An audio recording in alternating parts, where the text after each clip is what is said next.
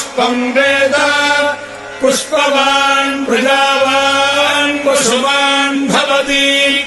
चन्द्रमा वा अपाम् पुष्पम् पुष्पवान् प्रजावान् वसुमान् भवति य एवम् वेद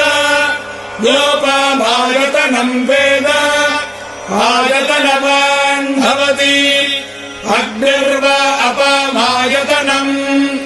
आयतनवान् भवति योऽग्निरायतनम् वेद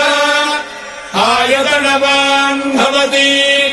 आपो वा अग्निरायतनम् आयतनवान् भवति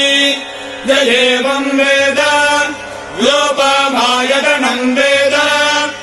आयतनवान् भवति वायुर्वा अपामायतनम्